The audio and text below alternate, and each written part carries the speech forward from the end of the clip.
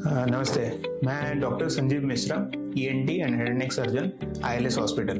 देखिए, सर्दी का मौसम की शुरुआत हो चुकी है। इस मौसम में सर्दी के ईएनटी रिलेटेड प्रॉब्लम की बढ़ोतरी हो जाती है। उसका कारण क्या होता है? सर्दी का मौसम में जो कोल्ड और ड्राई एयर रहता है और इंडोर हीटिंग जो रहता है, घर के अंदर वार्मर लगाया जाता है सर्दी से बचने के लिए, या तो घर के अंदर जो एलर्जेंस रहते हैं, इन सब से क्या होता है कि नाक का जो रहता है उसमें गीलापन की कमी हो जाती है। जो म्यूकस प्रोडक्शन होता है वो ड्राई हो जाता है। उसकी वजह से वहाँ का जो म्यूकस बैरियर रहता है, जो प्रोटेक्टिव होता है, वो ब्रीच होता है, जिससे वायरल इन्फेक्शन की बढ़ने का संभावना बढ़ जाता है। इवन बैक्टीरियल इन्फेक्शन भी बढ़ जाता है। इस वजह से ज्यादातर सर्दी, ठंड के मौसम में सर्दी होना या फिर फीवर आना या गले में खराश होना, ये सब समस्या बढ़ जाती है। अब कोल्ड, साइनस और एलर्जी, क्या फर्क होता है? कोल्ड, साइनसाइटिस या साइनस के प्रॉब्लम्स एंड एलर्जी, ये तीनों चीजों का सिम्टम्स जो रहता है वो बहुत ओवरलैपिंग होता है। जैसे कि नाक बंद हो जाना या नाक से चोक होना या नाक से पानी आना। पर देखा जाए तो जो कोल्ड होता है वो मोस्टली एक वायरल इन्फेक्शन की वजह से होता है, जो जैसे कि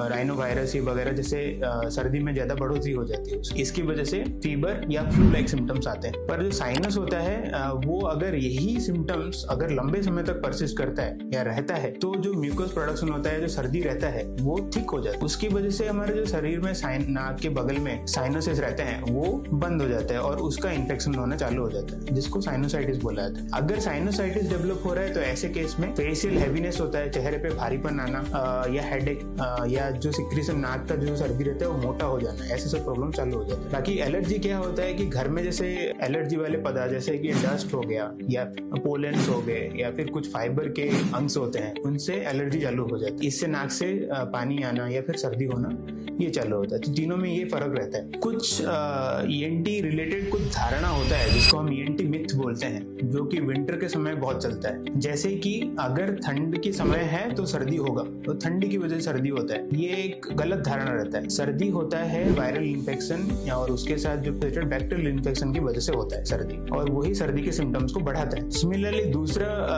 धारणा रहता है कि आपको अगर ठंड की समय है तो साइनस का प्रॉब्लम चालू हो जाता है, पर जबकि साइनस का प्रॉब्लम ठंडी हवा से होता है, वो एक कारण होता है, पर यही जो बैक्टीरियल या वायरल इन्फेक्शन होता है, नाक के सर्दी बनाता है, उसी का ही अगर लंबे समय तक वो जम जाए या फिर प्रॉपरली ट्रीटमेंट नहीं हो तो साइनोसाइटिस में तब्दीली होती है। तीसरा एक धारणा है कि ठंडी के समय में नाक से पानी आता है सर्दी की मौसम में, पर नाक से पानी आने का एक रीजन होता है कोल्ड एयर या फिर ठंडी हवा। बाकी अगर बैक्टीरियल वायरल इन्फेक्शन हो रहा है, फिर घर के अंदर जो एलर्जेंस रहते हैं या बाहर का डस्ट, इनके संस्पर्श में जब आता है और जब तक वो एलर्जेंस के संस्पर्श में हम रहते हैं तब तक नाक से पानी आता है। तो ये सारे धारणा है जो कि थोड़े बहुत सही तरह से डॉक्टर से सलाह लेके उसको ठीक करना चाहिए। अब आता है सेल्फ मेडिकेशन, एक पार्ट होता है। सर्दी के समय ठंडी की ऋतु चालू हो गई और सर्दी से बचाव करने के लिए सेल्फ मेडिकेशन किया जाता है। जैसे कि अगर हमें सर्दी हो रहा है तो नियर बाय पास का जो केमिस्ट होता है उनके पास गए और कुछ एक मेडिसिन दे देते हैं। मोस्टली ऐसे केस में एंटीबायोटिक का यूज बहुत ज्यादा होता है, तो इन सब से दूर रहना बहुत जरूरी है।